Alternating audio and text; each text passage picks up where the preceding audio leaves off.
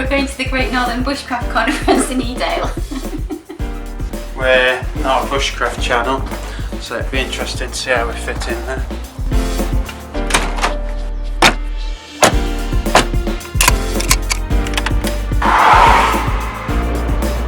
So there's over 300 people due this weekend. Lots of crowds, new faces and stuff like that. So as a bit of an anxiety sufferer myself, it's all a bit daunting. So the heat is on.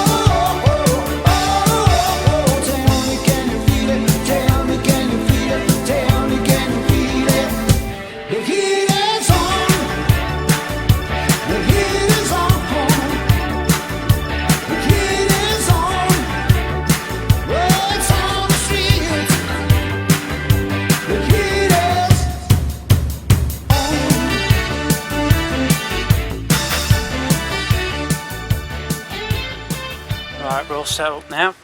Let's bring him inside. And the bell tent. The design of the bell tent was adapted from the teepee. It sort of evolved over a few hundred years, and in the late 1800s the bell tent was sort of born, really. The design was used by the military in the early 1900s. It was used in Castleton, just over the Great Ridge, so not very far away from here.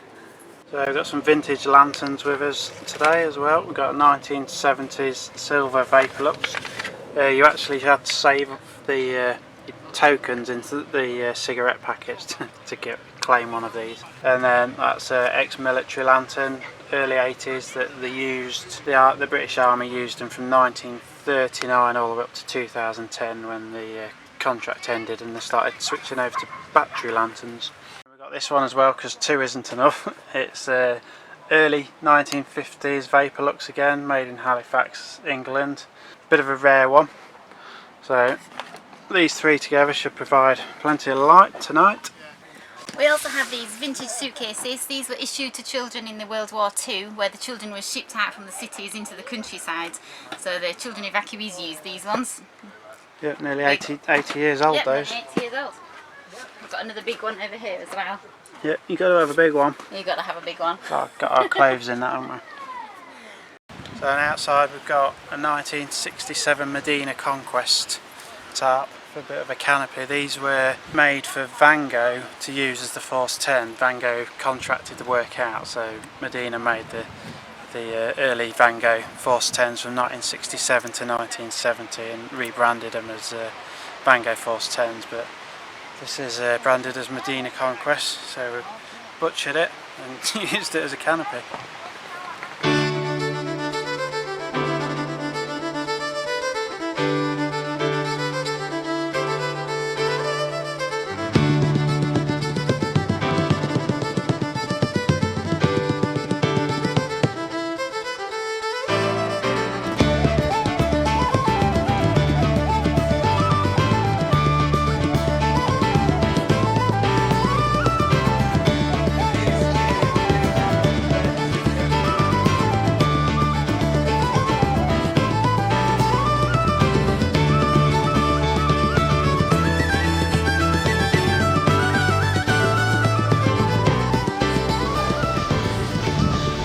So because we're at a bushcraft show, we thought we'd share what bushcraft means to us, Gareth and Zoe.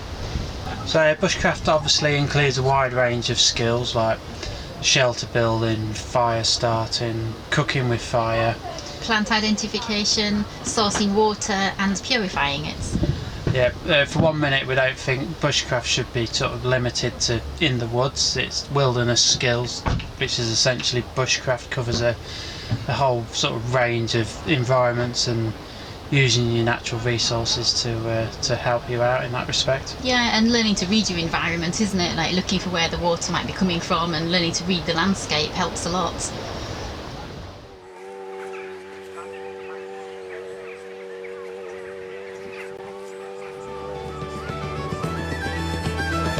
Lee, you're on fire!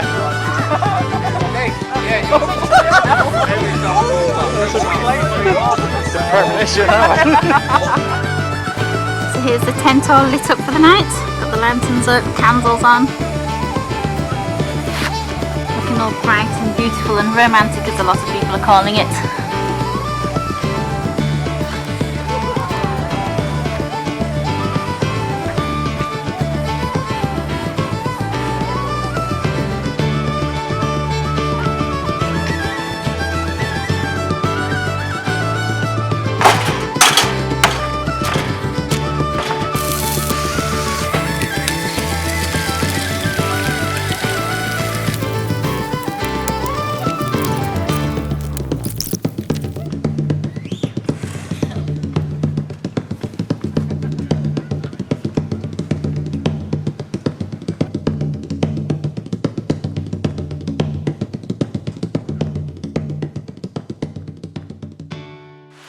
Bushcraft is also about connecting with our community. It's about sharing the skills we've learned and equally learning from other people.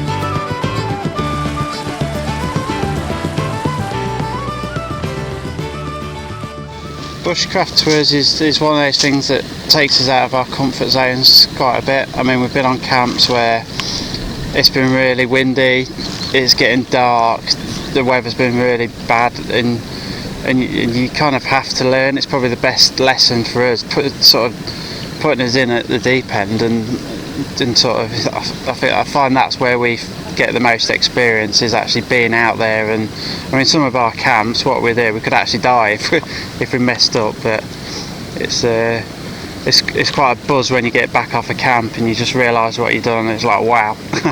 it's a buzz.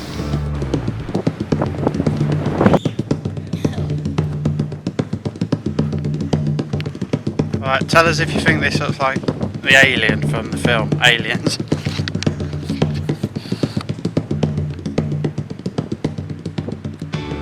That thing there.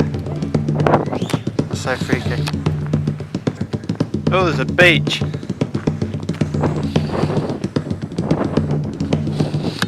Did you bring the bucket and spade? No. There's some weird ass rocks up here. Just going back to the sharing with the community and learning off people. Does anyone know if that can be used for starting fires? Will it take a spark? There's loads of it up Kinder Scout, but that's a great thing about community. There's always someone that knows something you don't and is willing to help you out, so you can stick it in the comments, that'd be great. Don't fall.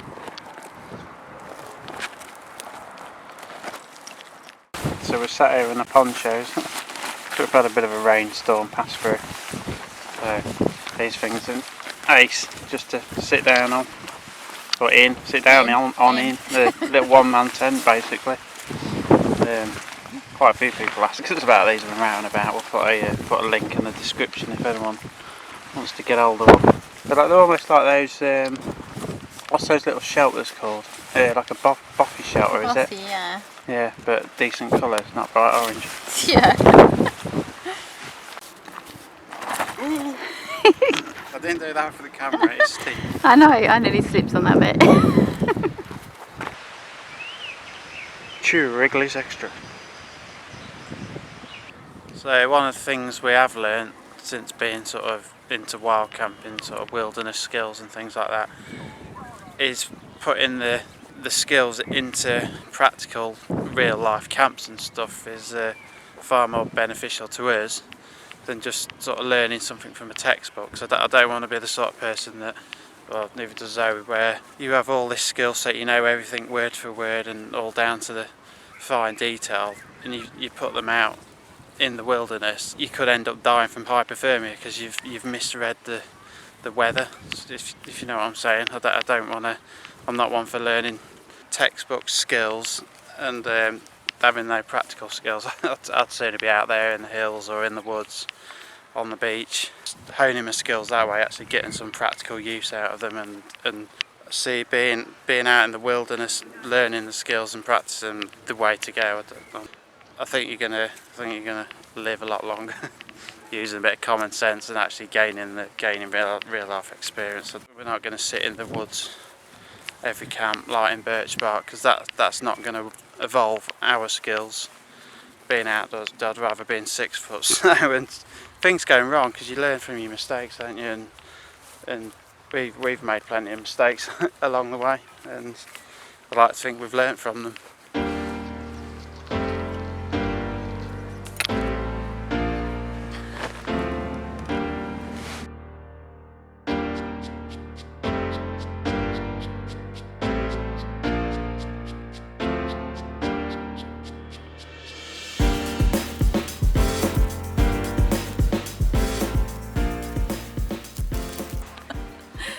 So I think the Bushcraft show's been really fun. Everyone here's been really friendly. It's a really nice family atmosphere, so it just goes to show that Bushcraft's open to all ages, you know, children. The sooner they can learn these skills, the better it is for them in life. You never know when you might need to use them. And Drew, the organiser, he's been so friendly, he couldn't do enough for us. So it's just been a fantastic, really great weekend. Yeah, everyone on the Woodland Camp and Craft group has been great. What do you think to them, Zoe? Everybody in the Woodland Camp and Craft group has been, well, really drunk actually. So yeah, just want to thank everyone who's watched this video. If you've come to the Bushcraft conference, you've said hello, or just come and had a laugh. It's been great.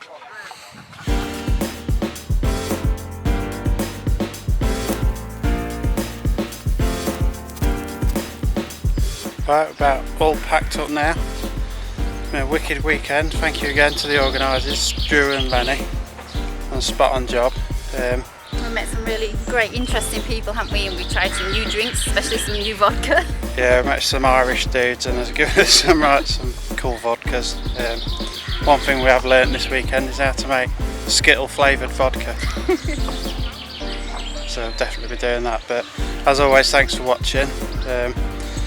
Not sure how the video is going to turn out. It's always hard to film when you're on these sort of social meets, but if you've stuck it this far, thank you very much, and hopefully we'll see you on a sunny beach camp next. Catch you later. Well, I go cleaning windows to earn an honest bob. For a nosy Parker, it's an interesting job. Now that's a job that just suits me, a window cleaner I could be, if you could see what I could see. When I'm cleaning windows, honeymooning couples too, you should see the bill and coo, you'd be surprised what they could do. When I'm cleaning windows, in my profession I work hard and I'll never stop.